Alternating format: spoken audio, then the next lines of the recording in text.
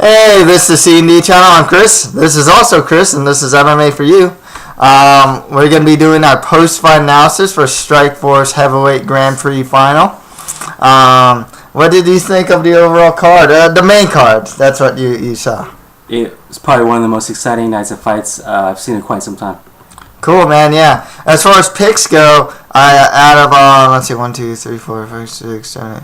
Out of 9, I got 5 out of 9. 3 or 4 of the main card, so I was pretty happy about that. Otherwise, yeah, let's get right to it, man. Daniel DC Cormier beat the War Master Josh Barnett by unanimous decision. Geez. You know, this was. I mean, what do you think, man? You're laughing. What's up? I don't know. What do you think? I obviously I went with Josh Barnett, and that proved to be complete the wrong pick, and obviously you got this one correct. So why don't one thing that's really noticeable about Barnett has good striking. One thing I noticed about Daniel Cormier coming off the Monson and especially the Silva fights is his use, and a lot of AKA guys are like this. Well, Velasquez is like this as well. Use of combinations and overall speed. I knew that would be a factor in this fight, in the stand-up. That's the thing. Despite Josh Barnett having the reach advantage. Daniel Cormier has a great overhand right. Really good head kicks for someone so short. For one of the shorter heavyweights, and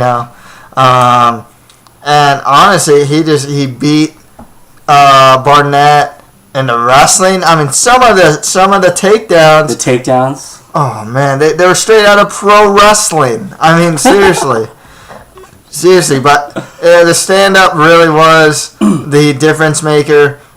Cormier was a faster striker. He's the guy who threw better combinations. It's a little more accurate and a little more diverse.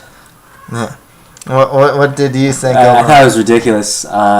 He just the War Master got his ass handed to him. So you know what that's though? Ridiculous. You know what though? With Barnett though, I think he at least has the moral victory because you can't question the guy's heart. He is an elite heavyweight despite getting handed by Cormier. I mean, he was always in the fight. You know what I mean? That's the thing. He'd get hit. He at least tried to fight back. He'd get some of his own shots in there. He was just a step slower. Didn't have the wrestling. The wrestling was not in the same level. I mean, Barnett's best part of the fight was when there's a leg lock battle. But that was in the 4th round. They're both sweaty, possible bloody as well. I couldn't see him getting that. Cormier is just the better fighter. I'm a bit curious to see who he's going to fight next, as I believe he's contractually obligated to fight one more time in Strikeforce. My pick, a lot of people are saying Fedor, maybe Tim Sylvia. I'm guessing they're going to get someone like, my guess is Andrei Arlovsky. I think they're going to get Arlovsky to fight Cormier or something like that. If not, implant both of these guys into the UFC. Barnett, I think, despite losing, still really good. I still want to see Josh Barnett versus Frank Mir. With Daniel Cormier, get this guy, hot shot him to a title shot, to be honest with you. I know that he's thinking about cutting to 205, but he stays at heavyweight. And maybe if he leapfrogs like Cain Velasquez or something, get this guy a title shot. I want to see this guy fight other elite heavyweights. Okay. Next fight after that, El Nino Gilbert Melendez beat Josh the Punk Thompson by split decision. What do you think about this fight? What do you think about that decision too? I agreed with the decision. It was a lot closer than.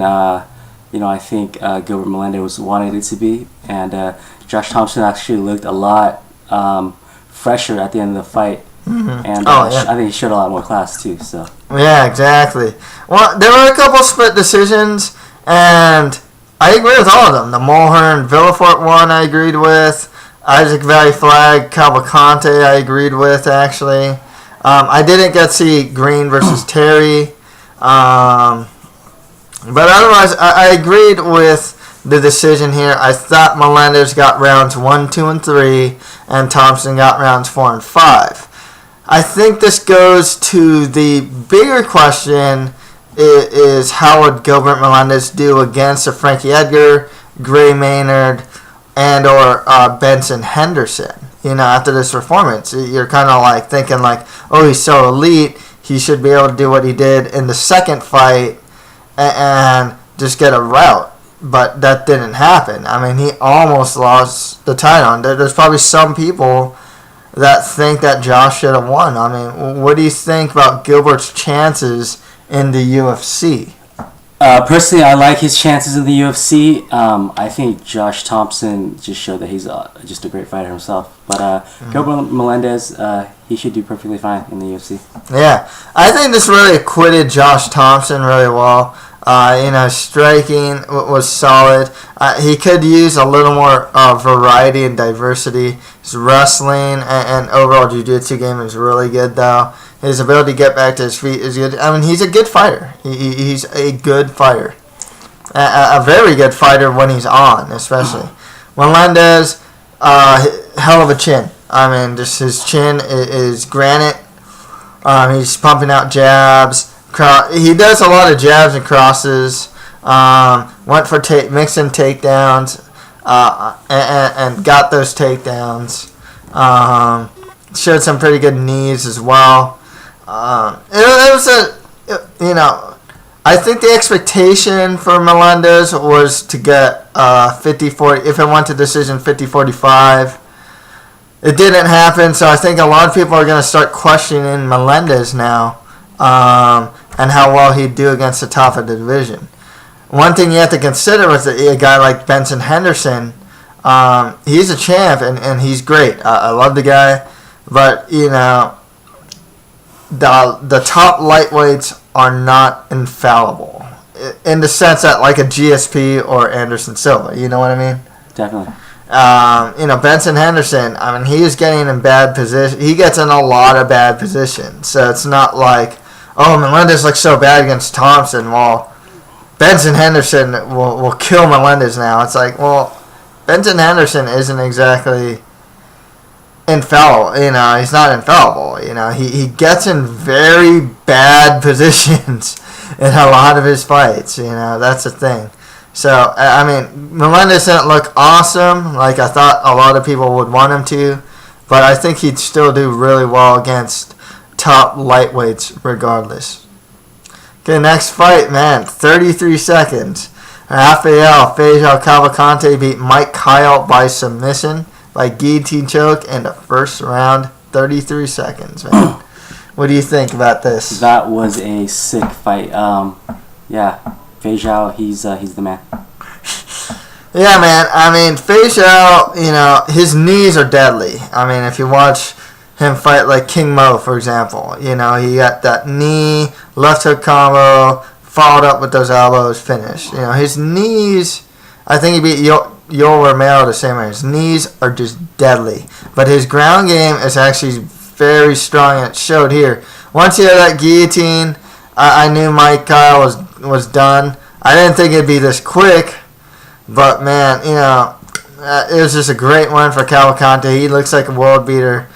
Personally, I think they'd probably give him like a Musasi or maybe Jean Vellante. Now I'm guessing they'll probably do Musasi, Cavalcante for the light heavyweight title, and that should be a cool fight. And if he ever gets to the UFC, I'd love to see Fejao fight Shogun. To be perfectly honest with you.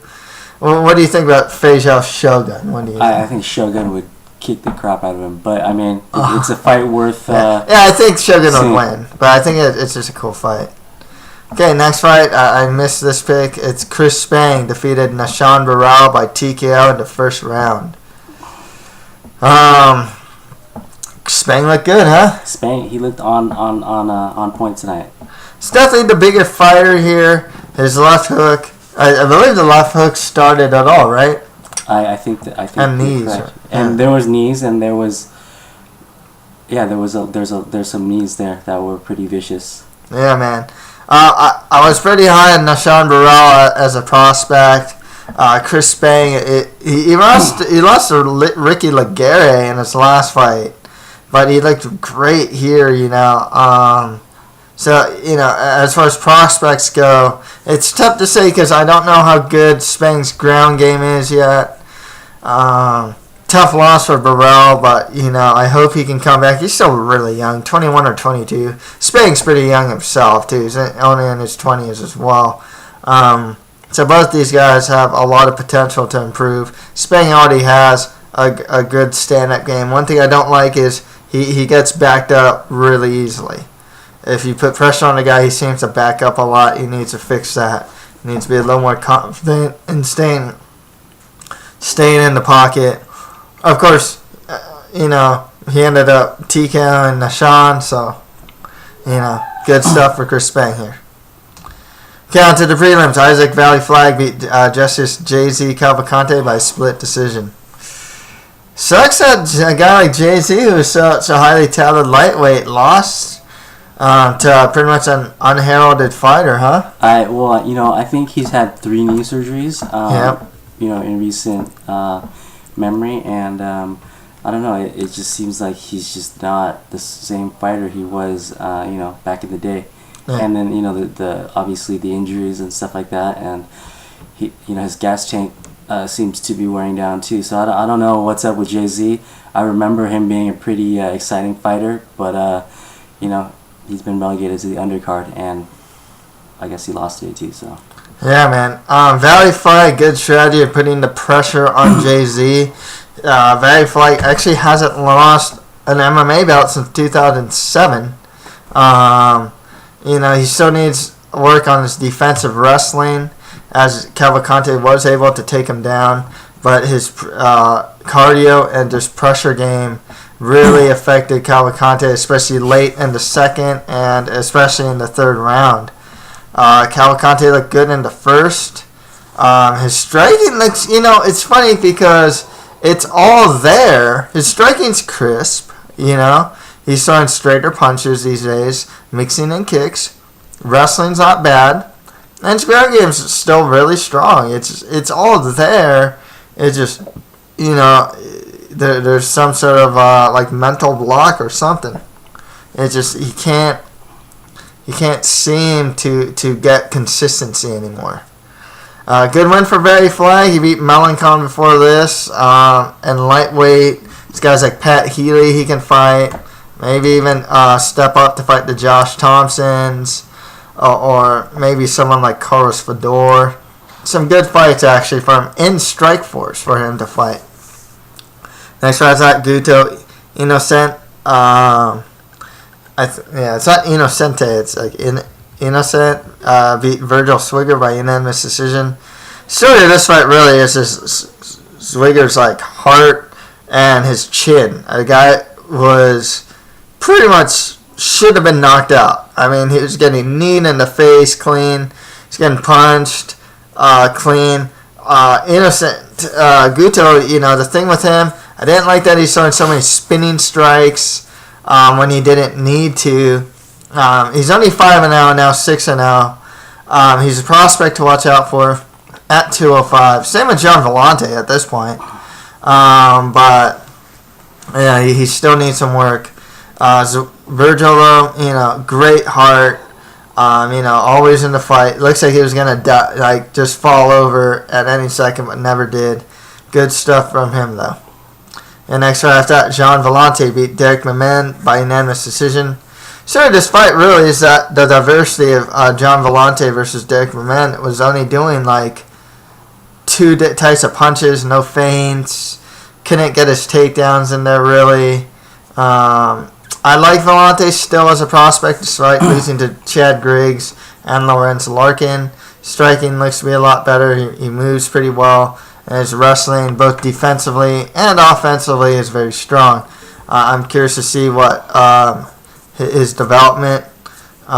He can fight a guy like OSP, maybe even Guto Innocent. Okay, and Quinn Mulhern beat Yuri Villafort by split decision. I was really disappointed in Yuri here. He gave up the takedown way too easily. He obliged too much to go on the ground. But even in the stand-up, he'd wing an overhand, and Mulhern would just duck under it. It definitely was not a good... there wasn't much game planning here. And, of course, Villafort's coming off a long layoff, and he's still really young, so he can get a lot better. Good win from Mulhern. One problem with him is, he doesn't seem very strong, in a sense, I guess. His takedowns don't look like he has a lot of strength. That's the thing. I don't know how else to put it, really, but there's something about him. His takedown defense isn't that great, but he's still a prospect, and this was a strong win for him. And finally, Bobby Green beat James Serry by split decision. Didn't get to see the fight, unfortunately. So, yeah, that's pretty much it for our post-fight analysis for Strikeforce Heavyweight Grand Prix Final. If you have any comments, just leave them below. You got any final words, Chris? No, I thought the main card today was probably one of the most exciting I've seen in recent memory. And I'm looking forward to Frank Mir's fighting JDS next week. Yep, UFC 146, man. Yeah, that should be pretty fun to watch. Even though I think JDS is gonna, take it. But yeah, cool, man. And that's pretty much it for MMA for you. Thank you guys very much.